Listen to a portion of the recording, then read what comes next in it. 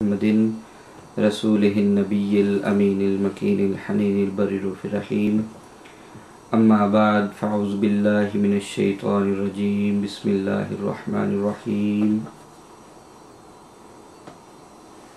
سامعین و حاضرین و ناظرین، آج الحمدللہ ہم حضور نبی اکرم صلی اللہ علیہ وآلہ وسلم کے شہر مدینہ کی بات کرنے جا رہے ہیں۔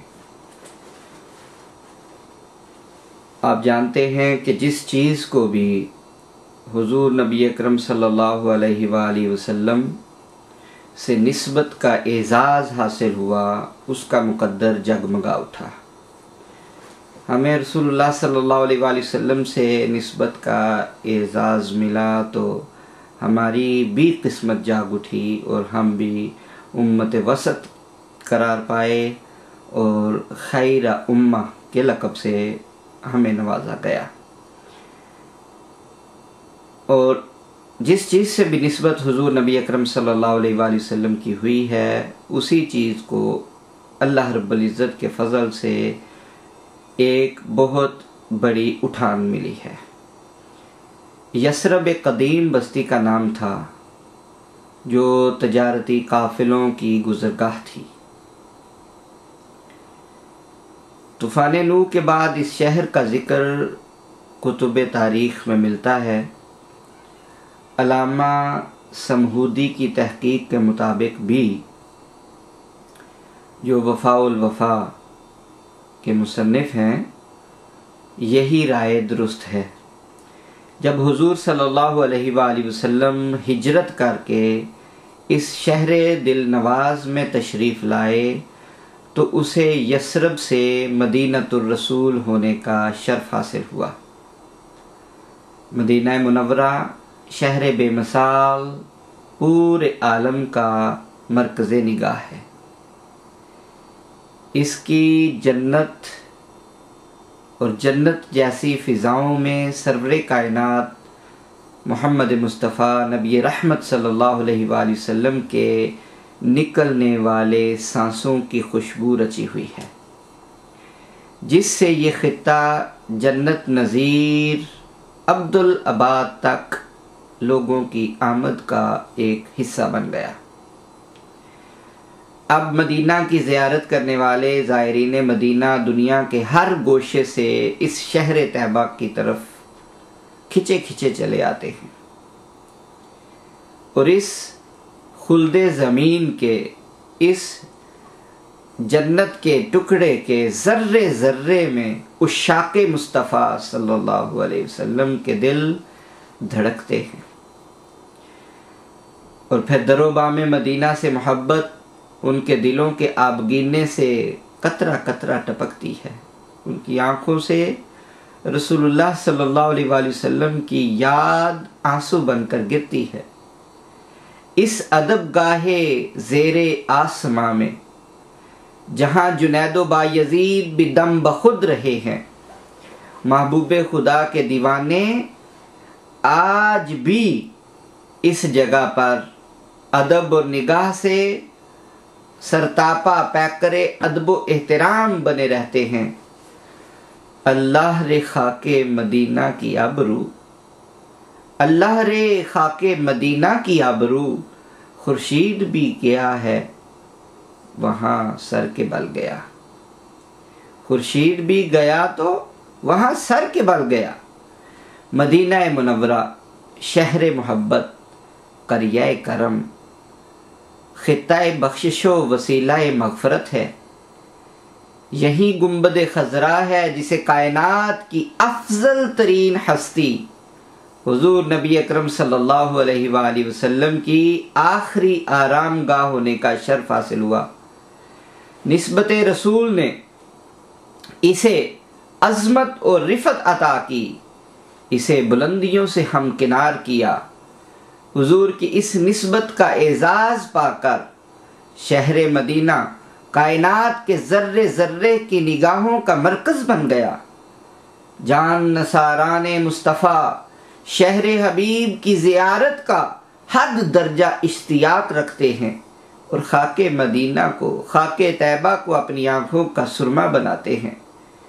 خاک طیبہ از ہر دو عالم خوش ترست، خنک شہرے کے جا دل برست۔ وہ خوش نصیب جن کو حضور کی ذات سے غیر معمولی روحانی تعلق ہے، انہیں آپ صلی اللہ علیہ وسلم حالت خواب میں شرف زیارت بخشتے ہیں۔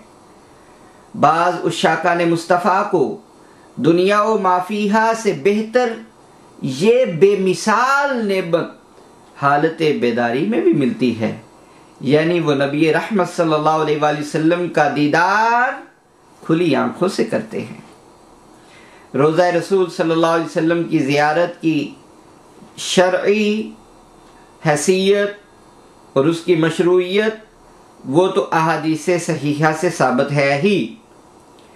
زیارت النبی صلی اللہ علیہ وسلم کی غرض سے شہر مدینہ کی طرف سفر کرنا نہایت مستحسن اور مبارک عمل ہے۔ صحابہ اور تابعین اور ائمہ و محدثین روضہ رسول صلی اللہ علیہ وآلہ وسلم کی زیارت کو مستحب اور بعض اسے واجب جانتے تھے،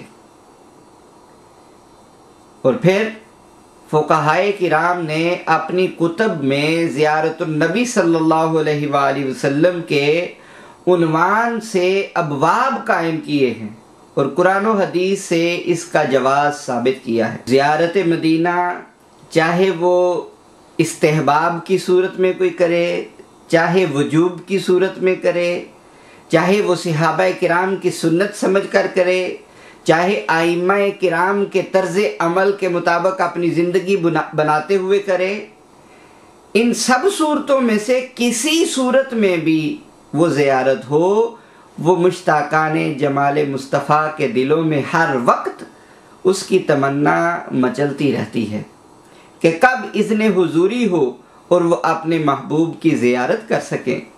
سلطان مدینہ کی زیارت کی دعا کر، سلطان مدینہ کی زیارت کی دعا کر، جنت کی طلب چیز ہے کیا اور بھی کچھ مانگ۔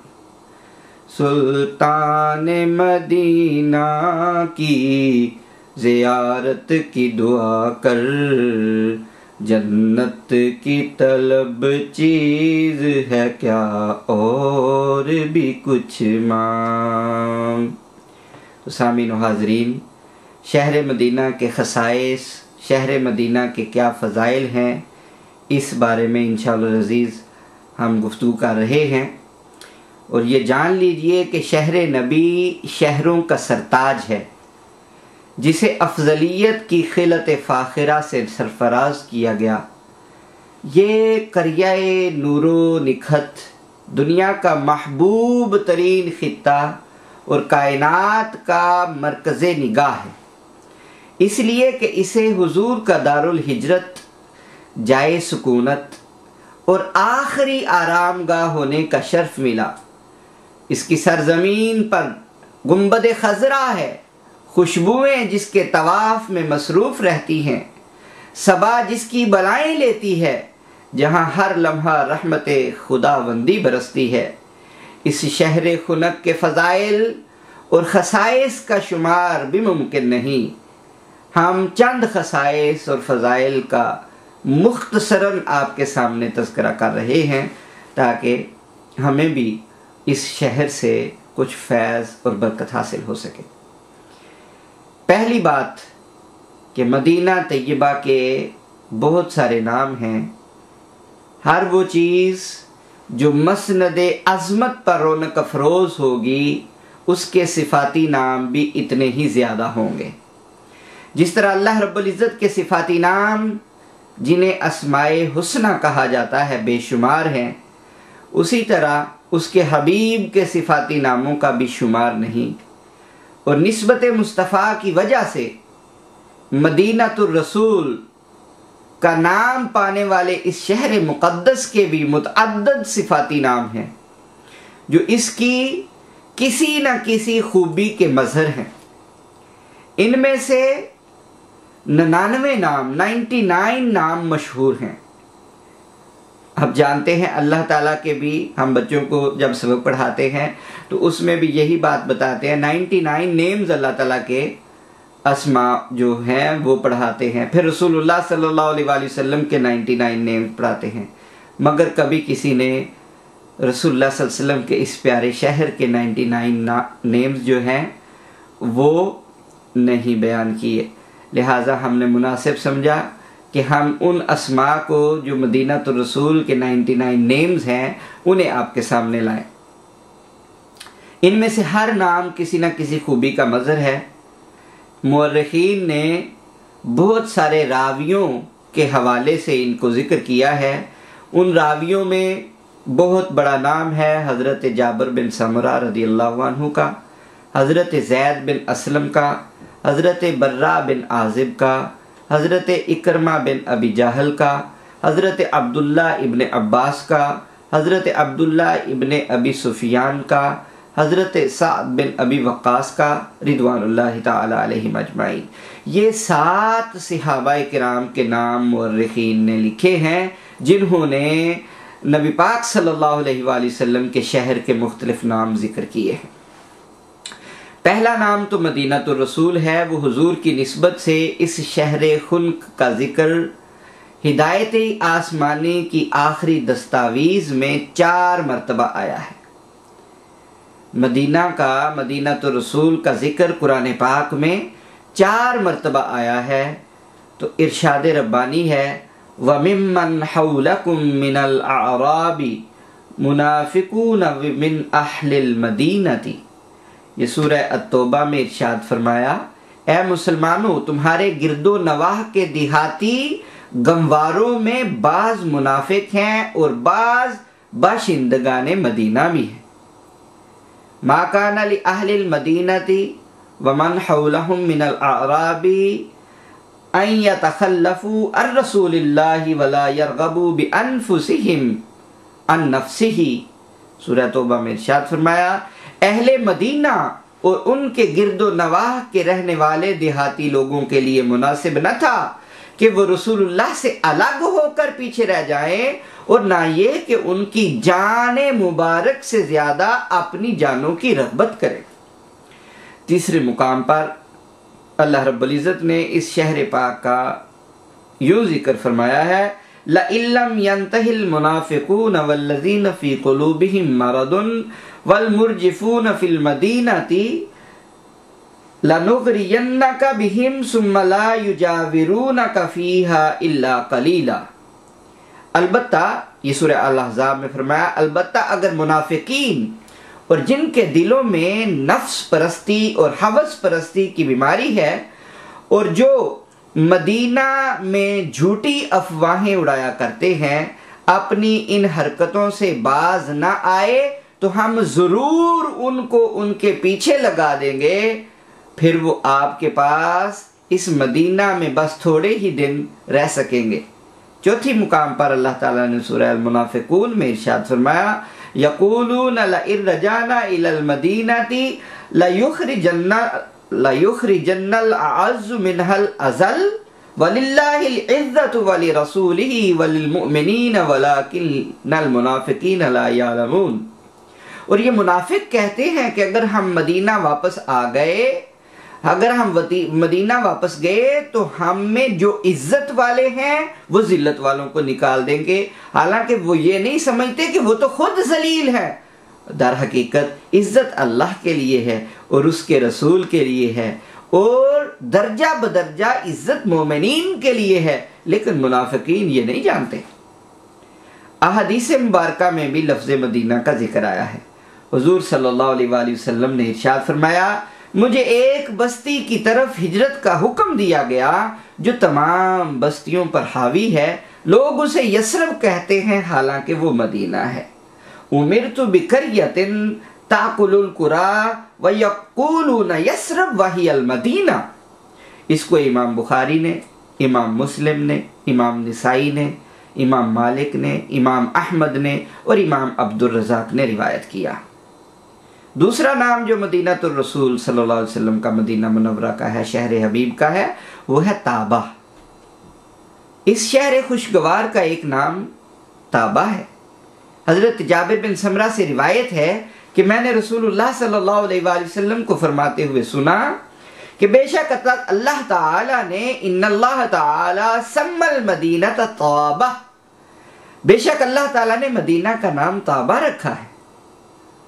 اللہ اکبر۔ اس ہو صحیح مسلم نے، امام نسائی نے، احمد بن حنبل نے، ابو یعلا نے، ابن ابی شیبہ نے ذکر کیا۔ مدینہ شریف کا یعنی شہر رسول کا ایک نام طیبہ بھی ہے۔ حضور صلی اللہ علیہ وآلہ وسلم نے فرمایا کہ اللہ تعالیٰ نے مجھے یہ حکم فرمایا کہ میں مدینہ کا نام طیبہ رکھوں۔ ان اللہ امرنی ان اسمی المدینہ طیبہ، اللہ تعالیٰ نے حکم دیا کہ میں مدینہ کا نام طیبہ رکھوں۔ اسے امام احمد بن حنبل نے اپنی المسند میں ذکر فرمایا۔ چوتھا نام ہے الدار، پانچواں نام ہے الایمان۔ مدینہ النبی کے ان دونوں ناموں کا ذکر قرآن مجید میں یوں آیا ہے والذین تبوؤا الدار والایمان من قبلہم، سورہ الحشر میں یہ دونوں ناموں کا ذکر ہے، اور فرمایا اور یہ مال ان کے لیے بھی جو لوگ مہاجرین کے آنے سے پہلے ہی دار الہجرت اور دار الایمان مدینہ طیبہ میں مقیم ہو گئے۔ ایک کو دار، ایک دفعہ اسے دار کہا، والذین تبوؤا الدار والایمان، اللہ اکبر، یہ شہر ایمان ہے، یہاں سے ایمان بڑھتا ہے، یہاں تو ایمان ملتا ہے، یہیں سے تو ایمان چلا تھا، اللہ اکبر، اور ہم تک پہنچا ہے۔ تو ایک جگہ دار بھی فرمایا اور ایک جگہ ایمان قرآن پاک میں ہی فرمایا۔ ان کے علاوہ باقی مشہور نام وہ ہم آپ کے سامنے عرض کر دیتے ہیں۔ اس میں سے ایک نام ہے ارض اللہ، جو چھواں نام ارض اللہ، ساتواں ارض الحجرہ، آٹھواں اکالت البلدان، پانچواں اکالت القرى، یہ نامہ، دسواں البارہ، البرہ، البحرہ، البحیرہ، البحیرہ، البلاد، البلد، بلد رسول اللہ، بیت الرسول، اور تندد، اور تندر، اور جابرہ، جبار، الجبارہ، جزیرۃ العرب، الجنہ، الحبیبہ، الحرم، حرم رسول اللہ، حسنہ، الحسینہ، الخیرہ، الخیرہ، دار المختار، دار الابرار، دار الاخیار، دار الانصار، دار الایمان، دار السنہ، دار السلامہ، دار الفتح، دار المصطفیٰ، دار المہاجرین،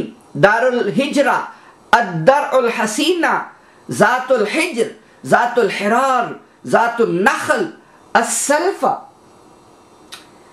السلقہ، سیدۃ البلدان، الشافیہ، طائب، تبابہ، طبیبہ، تباب، العاصمہ، العذرہ، المعرہ، العروض، اور العراء، العروض، الغراء، غلبہ، القادحہ، القاسمہ، القاسمہ، قبلۃ الاسلام، قریۃ الاسلام، قریۃ الانصار، قریۃ رسول اللہ، قلب الایمان، المؤمنہ، المبارکہ، مبوئ الحلال والحرام، مبین الحلال والحرام، مبین الحلال والحرام، مجبورہ، المحبورہ، المحبہ، المخیبہ، المحبوبہ، المحروسہ، المحرمہ، المحطوطہ،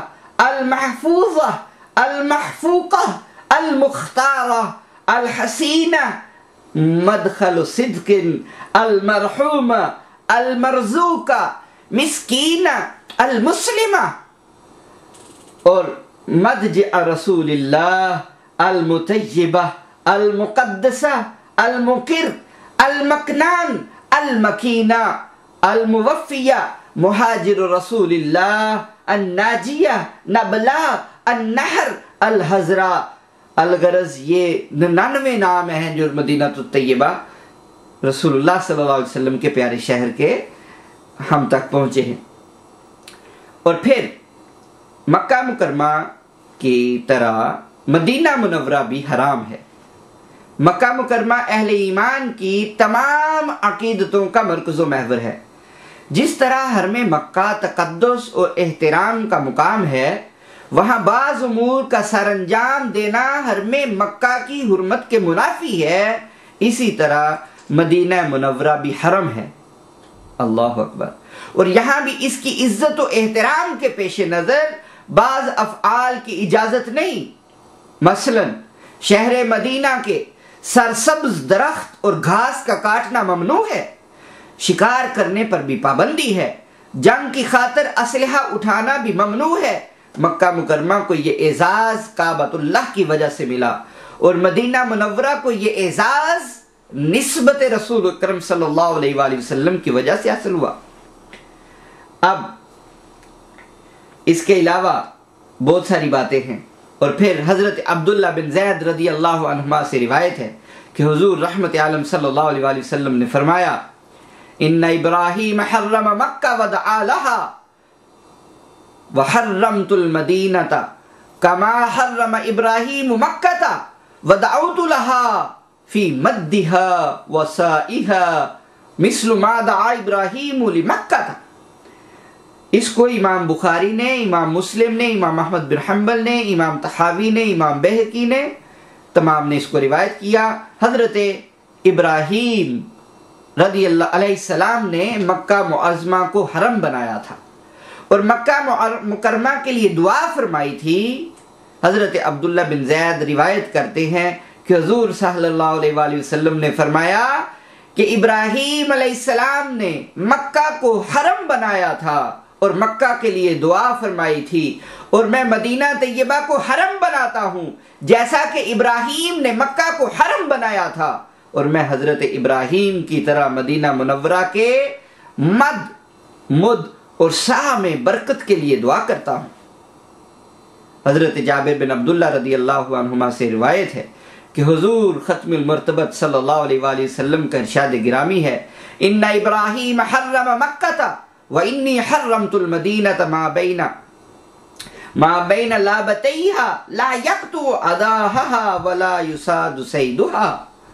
اس کو امام مسلم نے، امام نسائی نے، ابو یعلا نے، عبد بن حمید نے اور امام بہقی نے، ان سب نے اس کو روایت کیا۔ رسول اللہ صلی اللہ علیہ وسلم نے ارشاد فرمایا کہ حضرت ابراہیم نے مکہ مکرمہ کو حرم قرار دیا تھا، میں مدینہ منورہ کو حرم قرار دیتا ہوں۔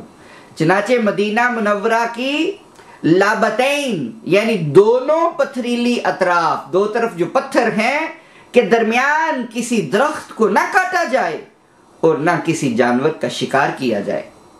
حضرت عبداللہ بن عباس رضی اللہ عنہما سے روایت ہے کہ تاجدار کائنات صلی اللہ علیہ وسلم نے ارشاد فرمایا، اللہم انی حرمت المدینۃ بما حرمت بہ مکہ، اے اللہ میں نے مدینہ منورہ کو اسی طرح حرام قرار دیا ہے جس طرح تو نے مکہ مکرمہ کو حرام قرار دیا تھا۔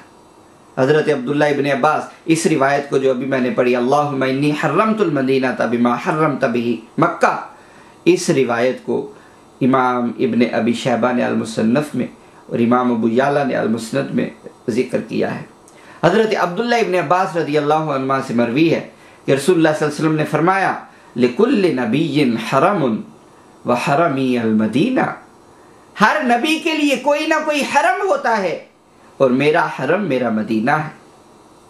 حضرت جابر بن عبداللہ اس روایت کو امام احمد بن حنبل نے اپنی المسند میں، امام طبرانی، ابن سعد، امام دیلمی، حیثمین تمام نے ذکر کیا۔ حضرت جابر بن عبداللہ رضی اللہ عنہما سے مروی ہے کہ حضور صلی اللہ علیہ وآلہ وسلم نے ارشاد فرمایا کہ لا یحل لأحد یحمل فیہ السلاح لقتال، اس کو امام احمد بن حنبل نے اور ابو داود نے اپنی سنن میں روایت کیا، کسی فرد بشر کے لیے یہ جائز نہیں ہے کہ مدینہ میں لڑنے کے لیے ہتھیار اٹھائے۔ ان حدیث مبارکہ سے اندازہ لگایا جا سکتا ہے کہ حضور صلی اللہ علیہ وآلہ وسلم نے شہر مدینہ کو کس طرح امن کا گہوارہ بنا دیا، اور ایسا کیوں نہ ہوتا، اسی زمین سے افق عالم پر دائمی امن کے سورج کو طلوع ہونا اور احترام انسانیت کا درس ملنا تھا۔ اسی شہر سے انسان دوستی کی روایت کو زندگی کا منشور ٹھہرانا تھا، اور اسی شہر بے مثال سے انسانی حقوق اور انسانی حقوق کی توثیق ہونا تھی۔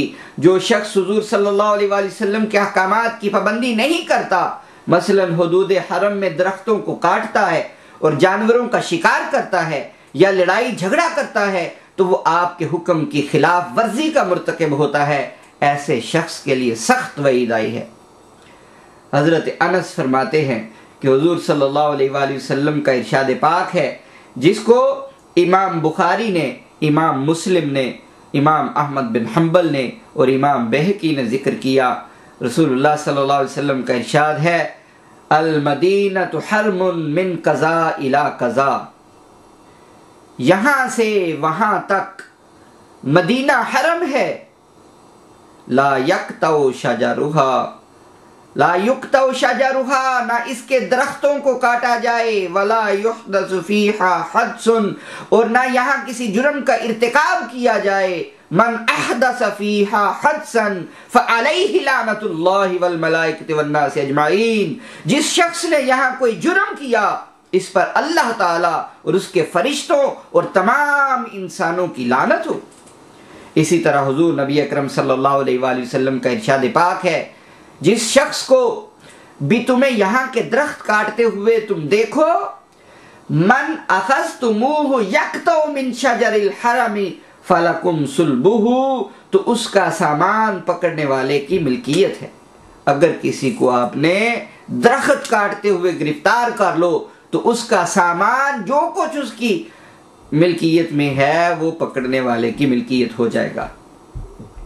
اب ان روایات میں ہے کہ ایک شخص حضور صلی اللہ علیہ وآلہ وسلم کے مقرر کردہ حرم میں کسی جانور کا شکار کر رہا تھا۔ حضرت سعد بن ابی وقاص نے اس شخص کا سارا سامان اپنے قبضے میں کر لیا۔ اللہ اکبر! یہ شخص کسی کا غلام تھا۔ اس کا مالک حضور کے صحابی کی خدمت میں حاضر ہوا اور اپنے غلام کے سامان کی واپسی کا مطالبہ کیا۔ حضرت سعد بن ابی وقاص کا، اللہ اکبر، حضرت سعد بن ابی وقاص نے کہا کہ حضور رحمت عالم نے مدینہ منورہ کو حرم قرار دیا ہے، اور یہ بھی حضور کا ہی فرمان ہے کہ ان حدود میں جسے شکار کرتے دیکھو تو اس کا سامان چھین لو۔ اللہ اکبر! میرے حضور کا حکم سنا تھا تو دیکھو میں نے اسے شکار کرتے ہوئے دیکھا، میں نے اسے شکار کرتے ہوئے دیکھا تو اس لیے اس کا سامان چھین لیا۔ اس لیے کہ رسول اللہ صلی اللہ علیہ وسلم نے فرمایا کہ جسے شکار کرتے دیکھو تو اس کا سامان چھین لو، اور وہ سامان تمہارا ہے۔ اب جو سامان میں نے اپنے قبضے میں لیا ہے وہ تو عطیہ ہے میرے حضور کا، چنانچہ میں وہ سامان کیوں واپس کروں؟ ہاں چاہو تو میں اس سامان کی قیمت ادا کر دیتا ہوں۔ اللہ اکبر! مدینہ طیبہ کی کتنی فضیلت ہے، یہ جاننے کے لیے آپ کو ضرور دلی مسرت ہوگی کہ مدینہ منورہ کے تمام شہروں پر بڑی فضیلت ہے، یعنی دنیا کے تمام شہروں پر مدینہ طیبہ کو بڑی فضیلت حاصل ہے۔ تمام شہروں میں افضل ترین شہر ہونے کا اعزاز شہر مدینہ کو عطا ہوا کہ یہ اللہ رب العزت کا بھی محبوب ترین شہر ہے۔ اللہ رب العزت نے حضور نبی اکرم صلی اللہ علیہ وسلم کی جائے ولادت اور سکونت رہنے کی جگہ ابتدائی طور پر مکہ مکرمہ کی قسم کھائی کہ اس کا حبیب اس میں چلتا پھرتا ہے۔ اللہ اکبر! اللہ رب العزت نے قسم کھائی، لا اقسم بہذا البلد وانت حل بہذا البلد، اللہ تعالیٰ نے شہر مکہ کی قسم کھائی، وانت حل بہذا البلد، کہ اس شہر میں میرا محبوب چلتا پھرتا ہے، اس لیے اللہ رب العزت نے اس کی قسم کھائی۔ جب مدینہ منورہ نے حضور صلی اللہ علیہ وآلہ وسلم کی قدم بوسی کی سعادت حاصل کی تو یہ شہر دل نواز بھی خود اللہ تعالیٰ کی قسم کے دائرہ رحمت میں آ گیا۔ اللہ اکبر! یہ شہر بھی اللہ تعالیٰ کے دائرہ رحمت میں آ گیا۔ پھر اللہ تعالیٰ کا وہی فرمان دوبارہ پڑھیے کہ جس فرمان میں اللہ تعالیٰ نے کہا تھا لا اقسم بہذا البلد وانت حل بہذا البلد، میں اس شہر مکہ کی قسم کھاتا ہوں، اے حبیب مکرم یہ قسم کھانے کی وجہ کوئی اور چیز نہیں ہے، اس قسم کھانے کی وجہ نہ تو مقام ابراہیم ہے، نہ ہی یہاں پر میرا گھر ہے۔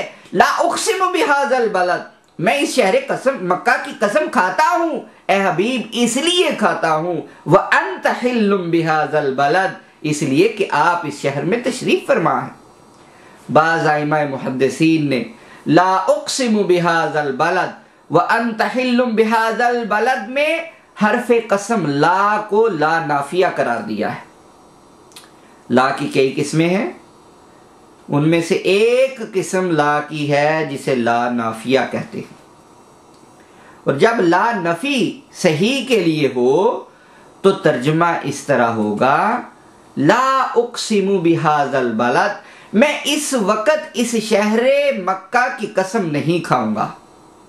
لا اقسم میں قسم نہیں کھاؤں گا بہذا البلد اس شہر مکہ کی قسم میں اب نہیں کھاؤں گا، اس وقت میں اس شہر مکہ کی قسم نہیں کھاؤں گا اے حبیب مکرم۔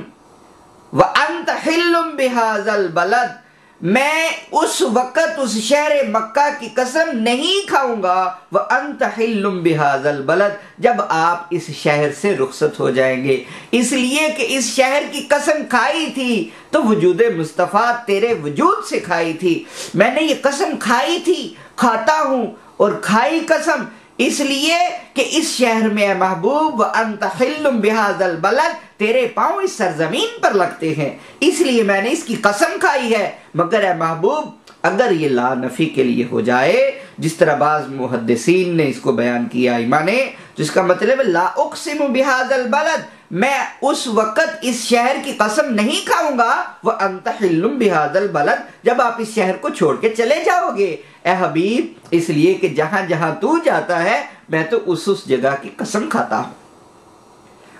گویا اللہ تعالیٰ فرما رہا ہے اے حبیب مکرم جب آپ اس شہر سے چلے جائیں گے تو ہماری قسم کا موضوع بھی بدل جائے گا، پھر مکہ کی قسم نہیں کھاؤں گا بلکہ مکہ کی بجائے قسم کا موضوع پھر مدینہ بن جائے گا۔ اللہ اکبر، وہی قسم جو مکہ میں کھاتا تھا وہ تیرے وجود سے کھاتا تھا، اس لیے کہ شہر مکہ کی فضاؤں کو تیرا وجود ملا تھا انہیں مس کرنے کے لیے، اب تیرا وجود وہاں سے مدینہ طیبہ چلا گیا ہے۔ قاضی عیاض رحمۃ اللہ علیہ نے بھی اس آیت کریمہ کا یہی مفہوم بیان کیا ہے۔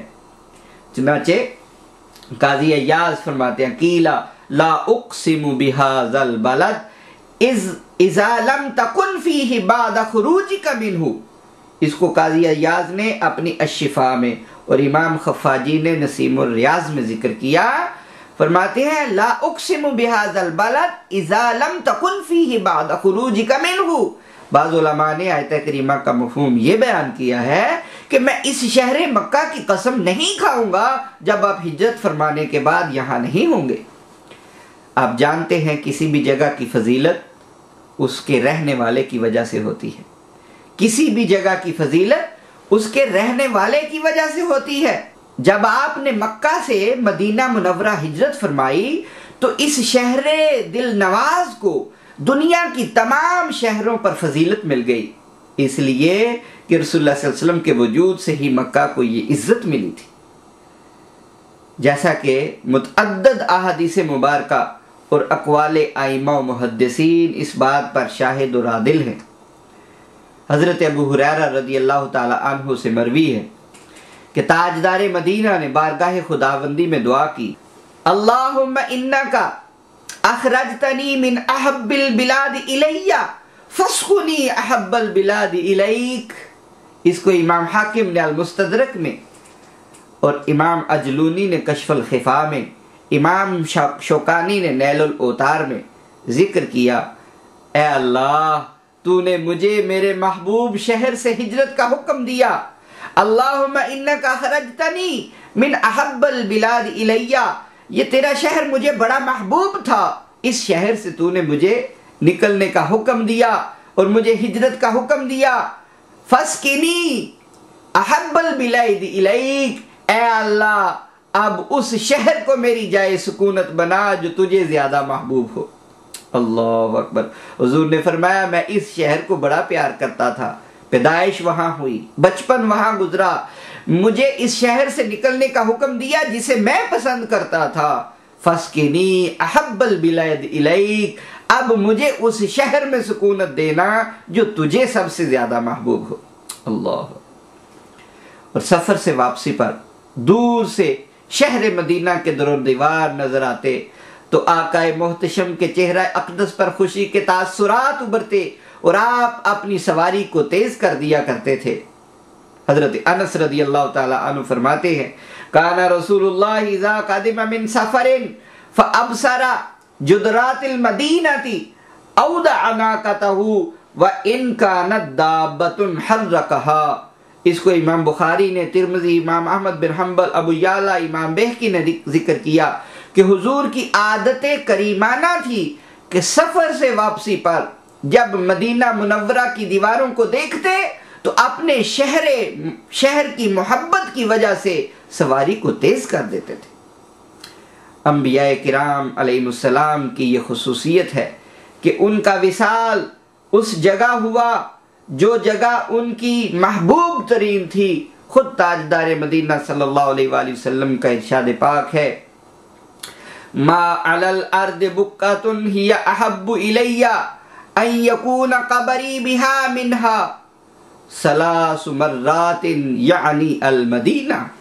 امام مالک نے اس کو موطا میں، امام دالمی نے الفردوس میں، امام سیوطی نے اس کو تنویر الحوالق میں اور امام سمہودی نے اس کو وفاء الوفا میں ذکر کیا۔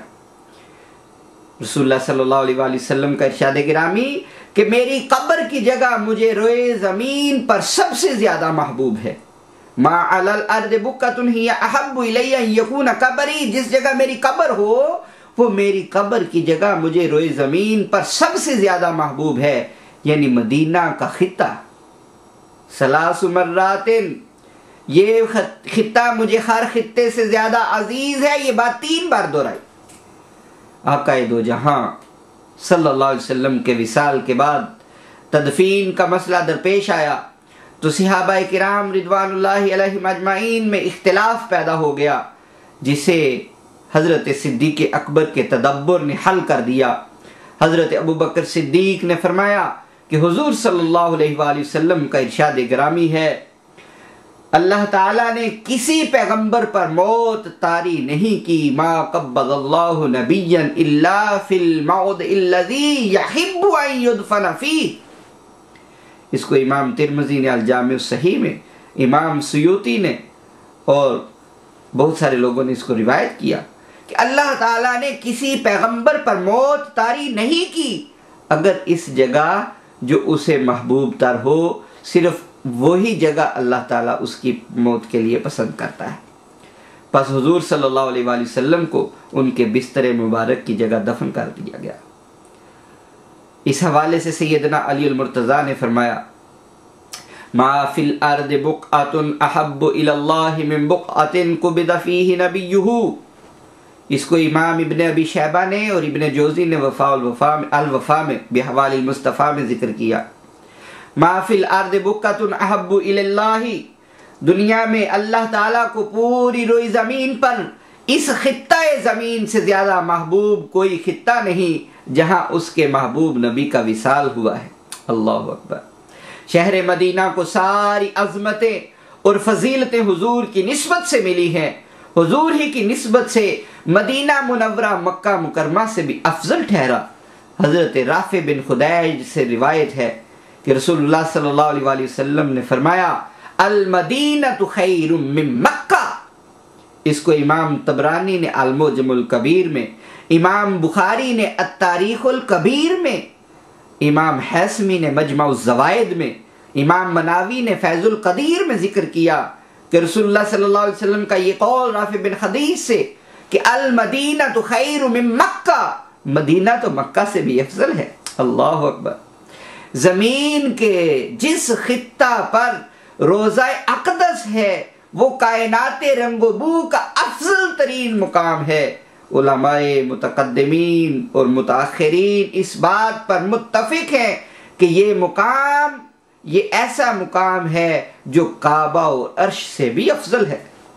قاضی ایاز رحمت اللہ تعالی علیہ شفا میں تحریر فرماتے ہیں ولا خلاف ان موضع قبرہ افضل بقاء الارض، اس بارے میں علماء کے درمیان کوئی اختلاف ہے ہی نہیں، کوئی اختلاف ہی نہیں پایا جاتا کہ حضور کی قبر انور کی جگہ ساری روئے زمین سے افضل اور اعلیٰ ہے۔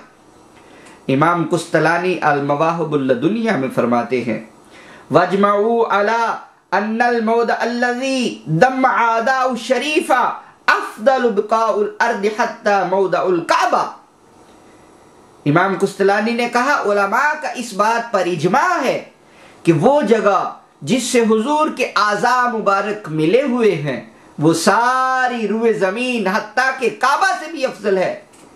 اور شہر نبی کی افضلیت کے بارے میں علامہ سمہودی اجماع ائمہ کے حوالے سے لکھتے ہیں کہ تمام علماء کا اس مسئلے پر اجماع ہے کہ روئے زمین کا وہ حصہ جو نبی اکرم صلی اللہ علیہ وسلم کے جسم اطہر سے ملا ہے وہ تمام اجزائے زمین حتیٰ کہ کعبے سے بھی افضل ہے۔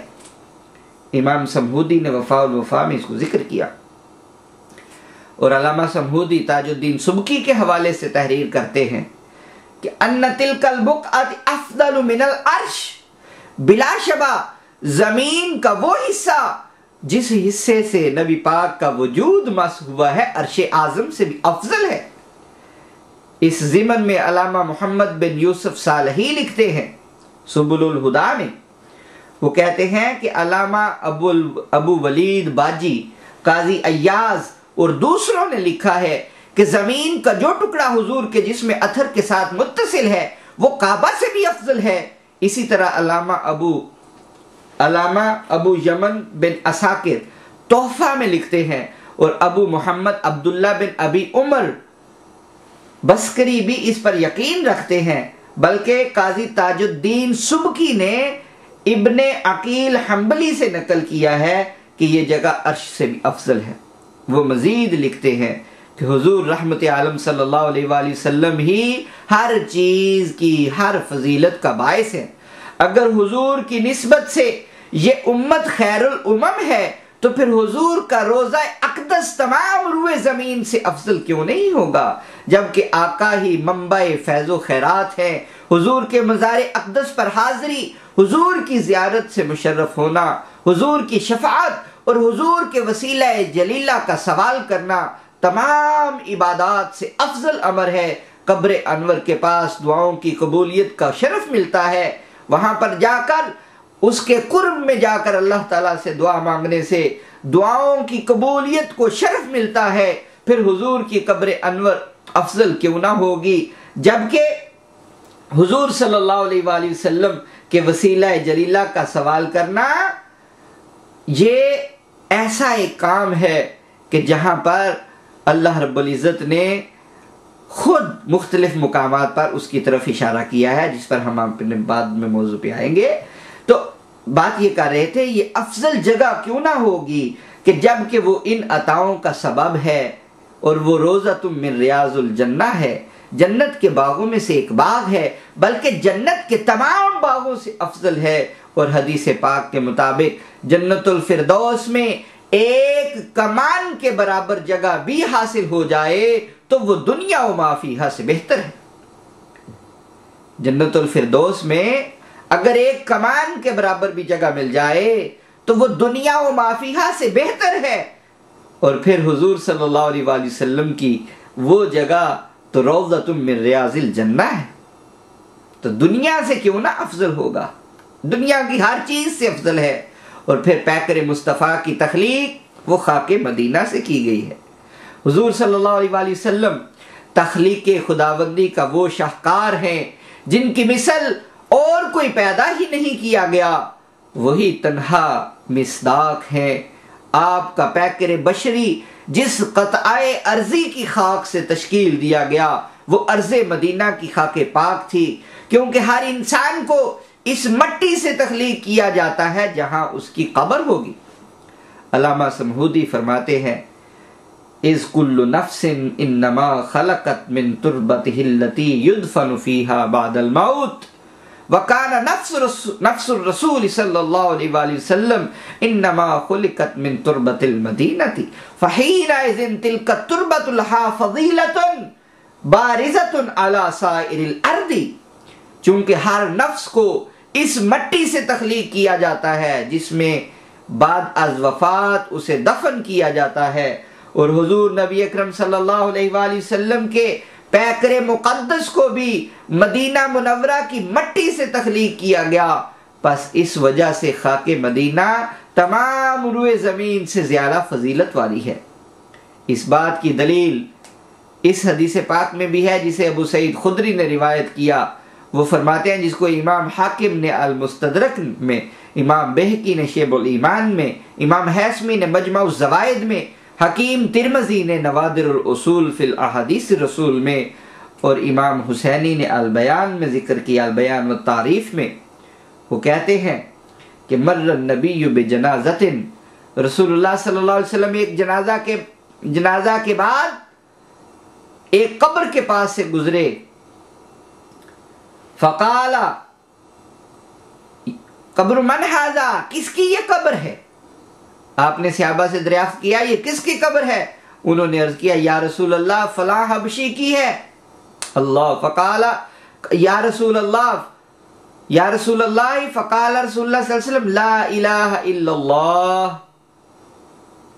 سبق من ارضہ وسمائہ الی التربۃ التی منہا خلق۔ رسول اللہ صلی اللہ علیہ وآلہ وسلم کو بتایا گیا کہ یہ فلاں حبشی کی ہے۔ اس پر رسول اللہ صلی اللہ علیہ وسلم نے لا الہ الا اللہ پڑھ کر فرمایا اسے اس کی زمین اور آسمان سے اس مٹی میں لایا گیا جس سے اس کی تخلیق کی گئی تھی۔ حضور صلی اللہ علیہ وآلہ وسلم کے پیکر مقدس کی خاک مدینہ سے تخلیق کے بارے میں حضرت کعب الاحبار روایت کرتے ہیں، لما اراد اللہ ان یخلق محمدا امر جبرائیل ان یاتیہ فاتاہ بالقبضۃ البیضاء التي هي موضع قبره فاجنت بماء التسنیم ثم غمست في انہار الجنة وطیف بها في السماوات والارض فعرفت الملائکۃ محمدا وفضلہ قبل ان تعرف آدم علیہ السلام۔ اس کو ابن جوزی نے الوفا میں، امام سمہودی نے وفاء الوفا میں۔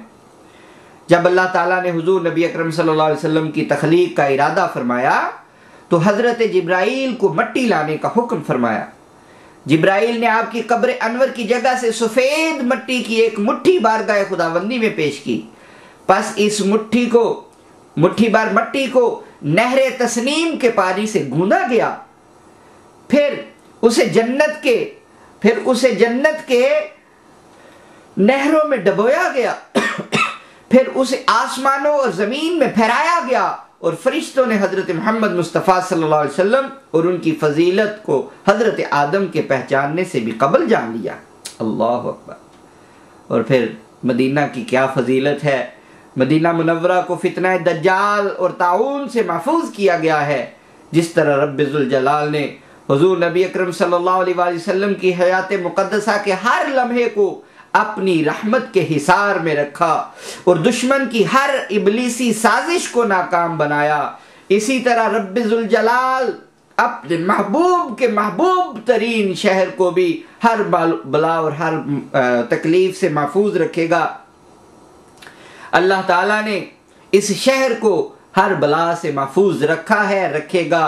اور جانتے ہیں آپ کہ طاعون ایک جان لیوا مرض ہے، طاعون ایک جان لیوا مرض ہے جو بستیوں کی بستیاں اجاڑ دیتا ہے۔ اللہ نے اس شہر دل نواز کے مکینوں کو اس وبا سے بھی محفوظ رکھنے کا اہتمام فرمایا ہے۔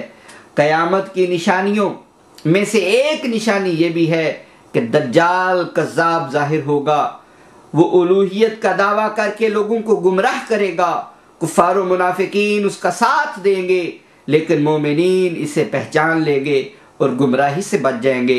وہ ظلمت و بربریت سے ہر شہر کو تباہ و برباد کر ڈالے گا، قتل و غارت گری کا بازار گرم کرے گا، حتیٰ کہ مکہ مکرمہ اور مدینہ منورہ میں داخل ہونا چاہے گا، لیکن اللہ تعالیٰ ان مقدس شہروں کے راستوں پر ملائکہ اتار دے گا جو اس ظالم کا راستہ روکیں گے اور اسے ان دونوں مقدس شہروں میں داخل ہونے سے روکیں گے۔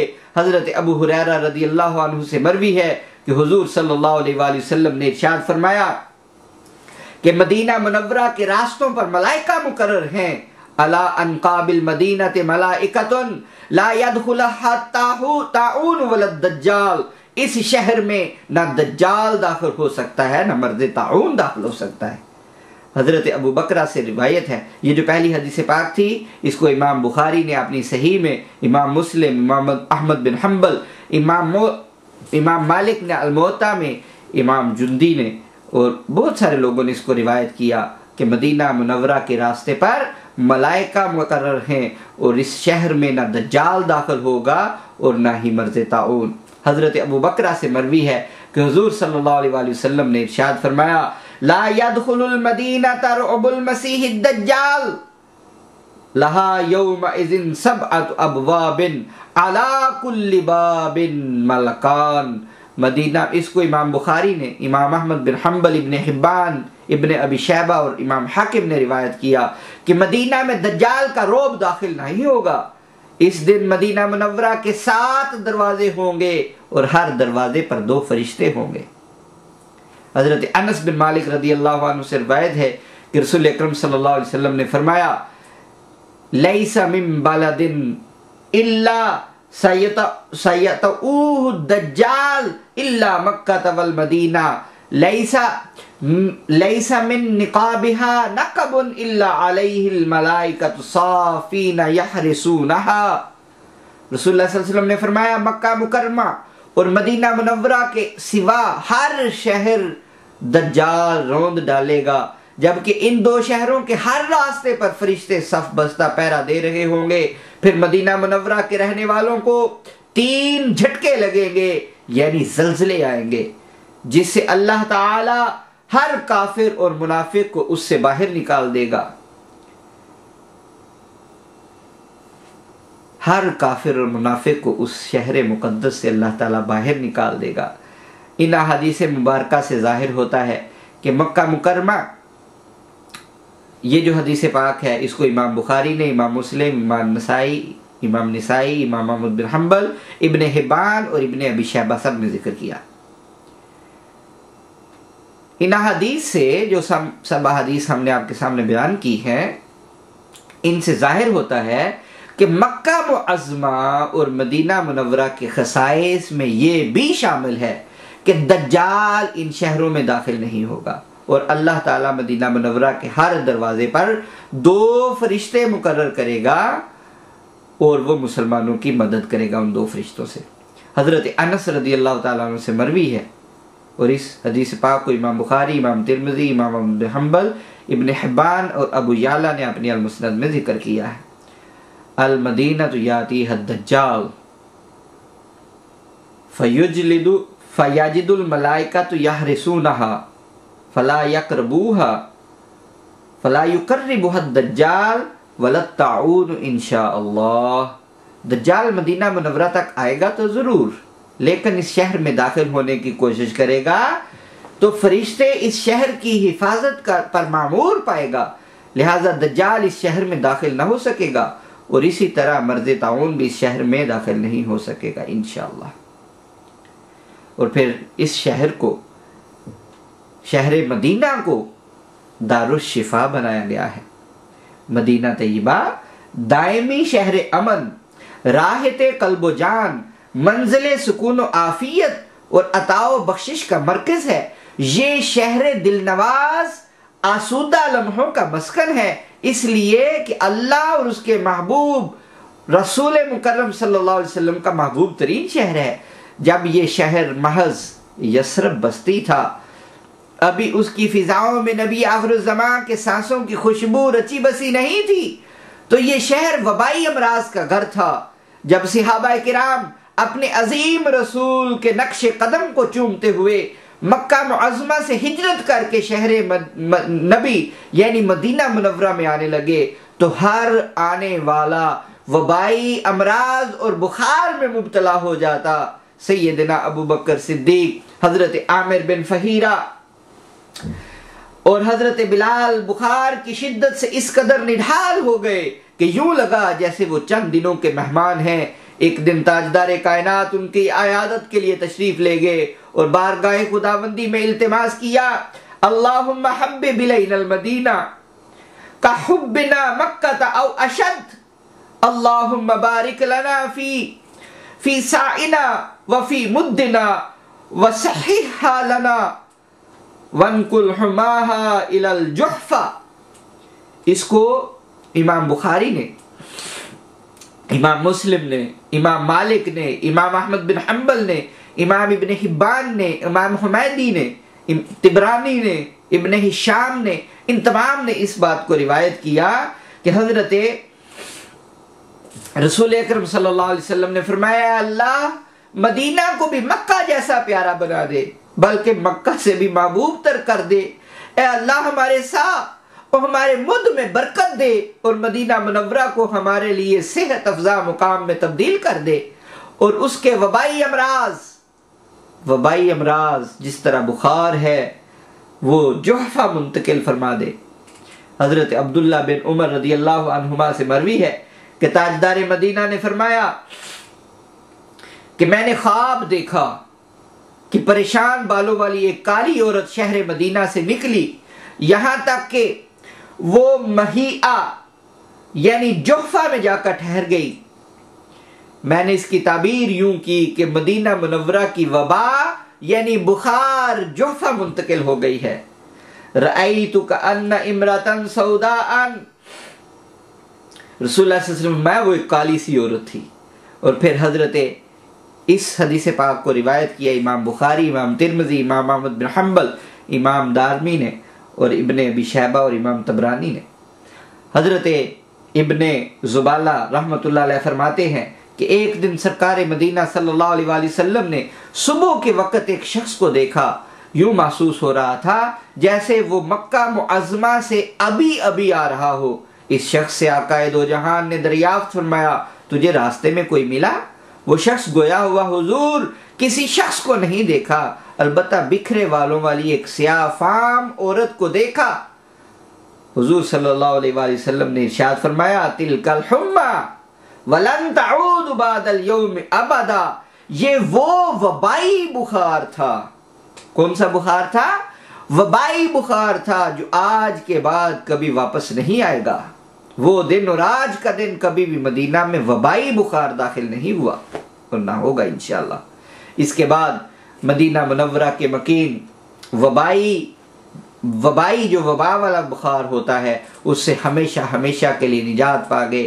مدینہ منورہ کے تمام فضائل اور خصائص حضور صلی اللہ علیہ وآلہ وسلم کے وجود اقدس کی بدولت ہیں۔ وبائی بخار سے نجات بھی حضور کے قدموں کی خیرات ہے۔ مدینہ کا ایک نام یثرب تھا جس میں بیماری کا معنی پایا جاتا تھا۔ جب اس شہر کو تاجدار کائنات کا مسکن بننے کا شرف حاصل ہوا تو آپ نے اسے یثرب کہنے سے منع فرما دیا کہ اب یہ شہر طابہ اور طیبہ ہے جسے اللہ تعالیٰ نے بیماریوں سے پاک کر کے دارالشفا بنا دیا ہے۔ ام المومنین سیدہ عائشہ صدیقہ رضی اللہ تعالی عنہا بیان کرتی ہے کہ حضور صلی اللہ علیہ وآلہ وسلم جب کبھی حضور صلی اللہ علیہ وآلہ وسلم جب کبھی کوئی انسان کو بیمار پاتے یا اس کا زخم دیکھتے تو اپنی انگلی مبارک زمین پر رکھتے۔ روایات میں مذکور ہے کہ حضرت سفیان جب اس روایت کو بیان کرتے تو اپنی شہادت کی 2 انگلیوں زمین پر رکھ کر اٹھا لیتے اور فرماتے کہ یوں اپنی انگلیاں رکھتے تھے۔ آپ فرماتی ہیں کہ اس عمل کے بعد حضور بارگاہ خداوندی میں دعا کے لیے ہاتھ اٹھا دیتے اور عرض کرتے، بسم اللہ تربت ارضنا بریکۃ بعدنا یشفی سقیمنا باذن ربنا۔ اس کو امام بخاری نے صحیح میں، امام مسلم، ابن ماجہ، امام احمد بن حنبل، ابو یعلا اور امام بغوی نے روایت کیا، اللہ کے نام سے شروع، ہمارے رب کے حکم سے ہماری زمین کی مٹی ہم میں سے بعض کے لعاب دہن کے ساتھ ہمارے بیمار کو شفا دیتی ہے۔ اللہ اکبر۔ ہماری زمین کی مٹی ہم میں سے بعض کے لعاب دہن کے ساتھ ہمارے بیمار کو شفا دیتی ہے۔ حضرت برا بن عازب رضی اللہ عنہ سے روایت ہے کہ حضور صلی اللہ علیہ وسلم نے ارشاد فرمایا، من سمى المدینۃ یثرب فلیستغفر اللہ ہی طابہ ہی طابہ، جس نے مدینہ کو یثرب نام سے پکارا تو وہ اللہ سے مغفرت طلب کرے، کیونکہ وہ مدینہ وبائی امراض سے پاک ہے، پاک ہے۔ حضرت عبد الرحمن بن ابی یعلا سے روایت ہے کہ نبی اکرم صلی اللہ علیہ وآلہ وسلم نے ارشاد فرمایا، من سمى المدینۃ یثرب فلیستغفر الی اللہ ثلاثا ہی طیبہ مرتین، جس شخص نے مدینہ منورہ کو پرانے نام یعنی یثرب بیماریوں کے گھر سے پکارا تو وہ اللہ سے 3 بار مغفرت طلب کرے، کیونکہ مدینہ وبائی امراض سے پاک ہے۔ یہ آپ نے 2 مرتبہ ارشاد فرمایا۔ سامعین محترم، رسول اللہ صلی اللہ علیہ وسلم کی بہت ساری اور بھی احادیث ہیں جو انشاءاللہ العزیز ہم اگلی نشست میں بیان کریں گے۔ اللہ تعالیٰ سے دعا ہے کہ اللہ تعالیٰ ہمیں شہر مدینہ سے محبت کی توفیق عطا فرمائے اور اہل مدینہ سے محبت کی توفیق عطا فرمائے۔ انشاءاللہ العزیز اس موضوع پر ہماری بات جاری رہے گی۔ وما علیہ الا البلاغ المبین۔